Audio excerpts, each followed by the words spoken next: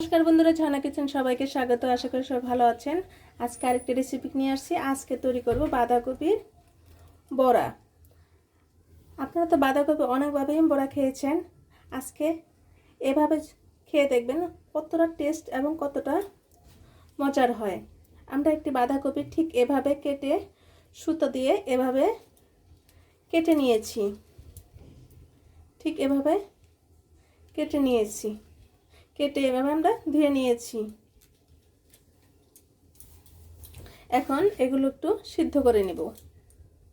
আমরা কড়াইতে জল দিয়ে দিয়েছি এবং জলটা বলক চলে আসছে।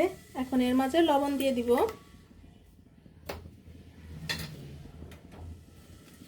এবং একে একে সবকটি বাঁধাকপি এর মধ্যে ছেড়ে দিব। আমরা একে একে সবকটি দিয়ে দিয়েছি। এখন আমরা ঢেকে দিব,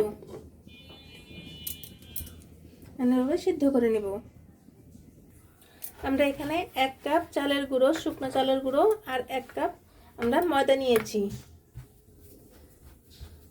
আপনারা চাইলে এখানে বেসন দিয়েও করে নিতে পারেন ময়দার পরিবর্তে।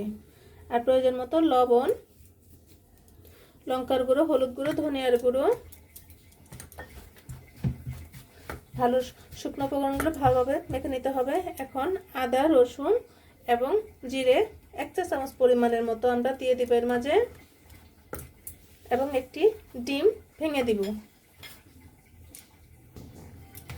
ডিমটা এখন ভালোভাবে মেখে নিতে হবে। বেশি নরমও হবে না, বেশি শক্ত হবে না। একটা ব্যাটার তৈরি করে নিব। আপনারা অবশ্যই কমেন্টে জানাবেন কেমন হলো। প্লিজ আপনারা একটি সাবস্ক্রাইব করে দিবেন এবং একটি লাইক করে দিবেন। আপনারা আমার পাশে থাকবেন। নতুন নতুন রেসিপি নিয়ে আপনাদের সামনে হাজির হব। আমরা এখন ভালোভাবে মেখে নিতে হবে। ঠিক ব্যাটারটা ঠিক এরকম ঘন হবে, বেশি ভারী হবে না, বেশি পাতলাও হবে না।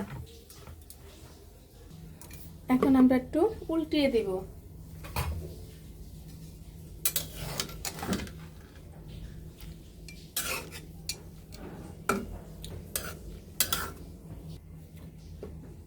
দেখেন বন্ধুরা, আমাদের বাঁধাকপিগুলো সিদ্ধ হয়ে গিয়েছে।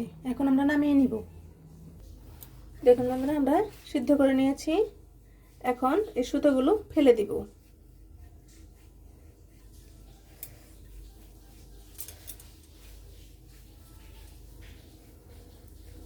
এভাবে সবকটি সুতো ফেলে দিব। আমরা এখন এই গোলাটির মাঝে এভাবে ভালোভাবে ডুবিয়ে ভেজে নিব। আমরা এখানে কড়াই দিয়েছি, কড়াই বসিয়ে দিয়ে দিচ্ছি। এখন এর মাঝে তেল দিয়ে দিয়েছি। এখন বড়াগুলো এর মাঝে দিয়ে দিব। একে একে এভাবে সবকটি বড়া আমরা ভেজে নিব। দেখুন বন্ধুরা, আমাদের বাঁধাকপির বড়াগুলো কত সুন্দর দেখাচ্ছে। আমরা বড়াগুলো নামিয়ে নিব। এভাবে আমরা সবকটি ভেজে নিয়েছি। দেখুন বন্ধুরা, আমাদের বাঁধাকপির বড়াটি তৈরি হয়ে গেছে। কত সুন্দর দেখাচ্ছে। কেউ দেখলে বুঝতেই পারবে না যে এটি বাঁধাকপির বড়া। যেমন দেখতে সুন্দর তেমন খেতে অনেক টেস্ট হয়েছে। আপনারা অবশ্যই কমেন্টে জানাবেন। ভিডিওটি দেখার জন্য ধন্যবাদ। Thank you.